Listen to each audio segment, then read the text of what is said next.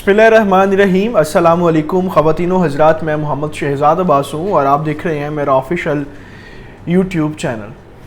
पाकिस्तान के इस वक्त अंदरूनी जो मामलात हैं उनके अंदर दोबारा फिर से जो है वो दहशत गर्दी सर उठा रही है। उसकी 2 से 3 बड़ी अहम वजह हैं।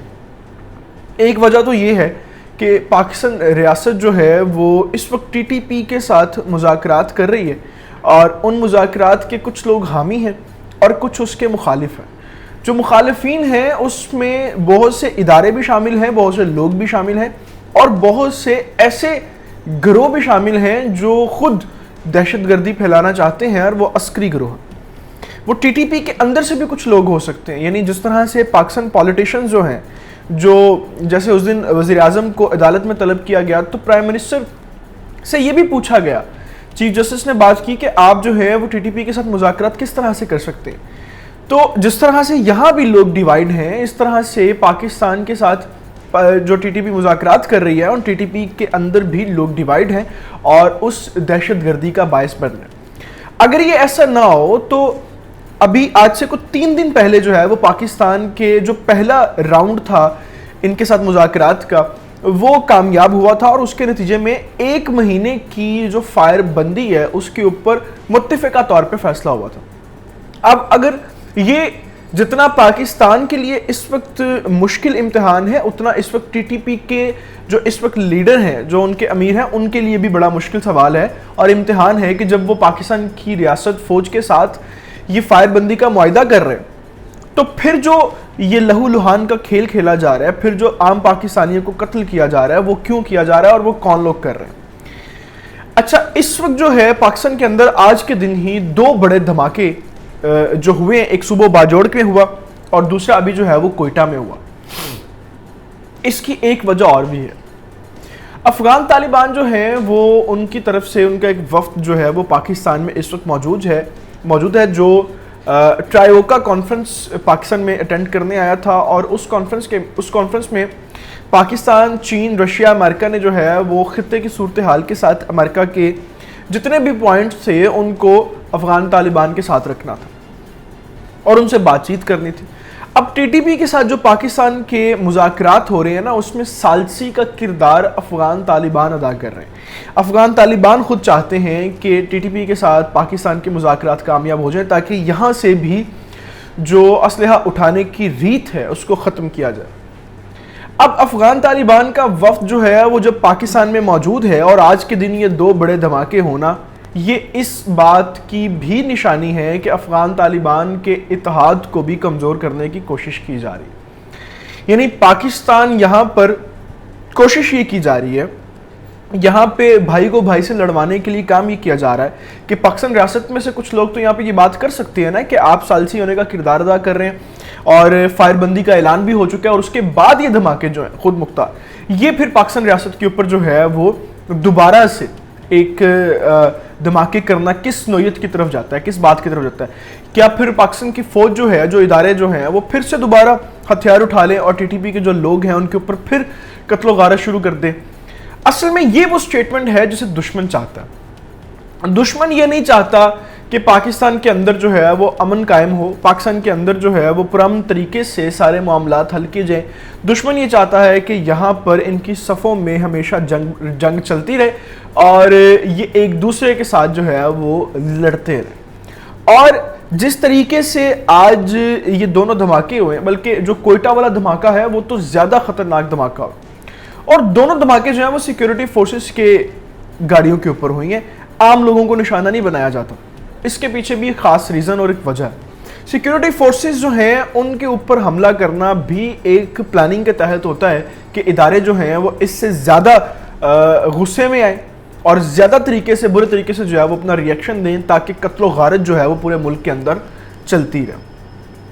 कोयटा में अभी जो धमाका हुआ है उसमें कोयटा के इलाके नवाकली में ये एक ईगल स्क्वाड के नाम से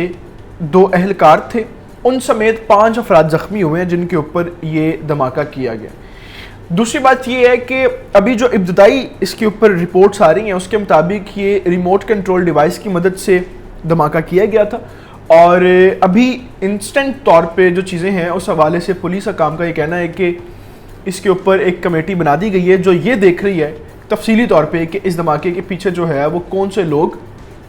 اس وقت سرگرم ہیں. اور یہ دیکھنا بڑا ضروری ہے کیونکہ اور یہ جیسے میں نے شروع میں کہا کہ ٹی ٹی پی کے لیے بھی یہ اس وقت جو ہے وہ بڑی امتحان کی گھڑی ہوگی کہ جب وہ خود مذاکرات کرنا چاہتے ہیں تو پھر کون سے لوگ ہیں انہی کی صفوں میں اور انہی کے گروہوں میں کہ جو نہیں چاہتے کہ مذاکرات ہوں اور وہ دھماکے پھر سے کر رہے ہیں. کیونکہ ہم یہ ایکسپیکٹ کر رہے تھے, ایکسپیکٹیشنز جو ہے وہ ہماری یہ تھی کہ اب فائر بندی ہو چکی ہے اور دوسرا راؤنڈ بھی مذاکرات کا شروع ہو جائے گا تو پاکستان کے اندر بھی یہ سارے جتنے عسکری گروہ اس وقت ہتھیار اٹھائے کھڑے ہیں وہ ختم ہو جائیں گے اور پاکستان میں امن جو ہے وہ ہو جائے گا. اچھا, اس کے علاوہ دوسری اس وقت جو خبر آپ کے سامنے رکھنا بڑا ضروری ہے پاکستان کی انٹرنل پالیٹکس کے حوالے سے, وہ اسد عمر کے حوالے سے ہے. اسد عمر صاحب جو ہیں وہ وفاقی وزیر ہیں اور ان کی طرف سے ایک ایسی سٹیٹمنٹ آج دی گئی ہے جسے میں سمجھتا ہوں کہ بڑا یہ ایک ریت ہے جسے پی ٹی آئی نے خود شروع کیا اور اب خود وہ ان کے گلے پڑتی جا رہی. بالکل میں دھرنے دینے کی بات کر رہا ہوں, یعنی جب آپ خود 120 دن سے زائد دنوں کا دھرنا دے کے وہاں پہ بیٹھے رہے اسلام آباد میں اور آپ نے پوری وفاقی حکومت کو یرغمال بنا لیا, اس وقت آپ کے لیے سب کچھ جائز تھا اور آپ خود یہ کہتے تھے کہ دھرنا دینا جو ہے وہ آئینی حق ہے اور ہم اس حق کے تحت پاکستان کی سڑکیں بھی بند کریں گے, پاکستان کے اداروں کے اوپر حملے بھی کریں گے اور ہم وہ ہر چیز کریں گے جس کے اوپر جو ہے وہ ہمارا حق ہے.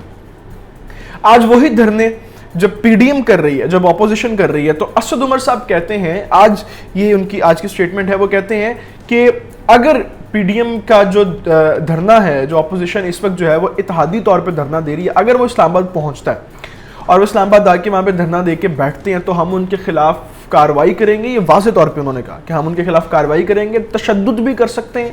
اور اس کے علاوہ جو میڈیا کے لوگ ہیں, جو میڈیا ہاؤسز میں لوگ بیٹھے کام کر رہے ہیں, جو اینکر پرسنز ہیں, جو بات کرنے والے ہیں, اگر وہ بھی اس بات کو ہوا دیتے ہیں تو ان کے خلاف بھی کارروائی ہوگی. یعنی یہ بالکل کھلا تضاد ہے کہ جب آپ کریں تو وہ ٹھیک ہے اور جب اپوزیشن اسی ریت کو کرے جو آپ نے ہی شروع کی تو پھر وہ آپ کے نزدیک غلط ہوگی. تو یہ خود اس طرح کے حالات پیدا کر رہے ہیں جو حالات اس وقت پاکستان کے اندر خرابی کی طرف جائیں گے. جب آپ پی ڈی ایم کو یا اپوزیشن کو یا آپ میڈیا کے بندوں کو یا اینکر پرسنز کو جب آپ یہ کہیں گے کہ آپ کوئی بھی ایسی بات نہیں کر سکتے جو حکومت کے خلاف جاتی ہو اور حکومت اس کو جو ہے وہ برداشت بھی نہیں کرے گی, حکومت آپ کے اوپر ایکشن لے گی اور تشدد بھی کر سکتی ہے, تو پھر آپ ریاست کے اس وقت جو امیر بنے ہیں, آپ جو ریاست کے علمبردار اور چیمپئن بنے ہوئے ہیں, آپ کے پاس کوئی ایسا جواز نہیں ہے کہ آپ خود ریاست کے اوپر براجمان ہو, کیونکہ یہ ریت کسی اور کی طرف سے نہیں, پی ٹی اے کی طرف سے خود شروع کی گئی. ان دونوں تفصیلات کے ساتھ ابھی آپ سے اجازت چاہوں گا. اللہ تعالیٰ سے دعا ہے کہ اللہ تعالیٰ پاکستان کا حامی ناصر ہو, پاکستان کے دشمنوں کی تمام چالوں کو ناپاک کر دے اور پاکستان کے نوجوانوں کو ہدایت دے کہ وہ اس ملک کے لیے سر بلند کر کے کندھے سے کندھا ملا کے کھڑے ہو جائیں. اپنا بہت زیادہ خیال رکھیے گا, ہمارے چینل کو سبسکرائب کر لیں. مجھے اجازت دیں, اللہ تعالیٰ سے دعا ہے کہ آپ سب لوگ بامحفوظ اپنے گھروں میں رہیں. خدا حافظ.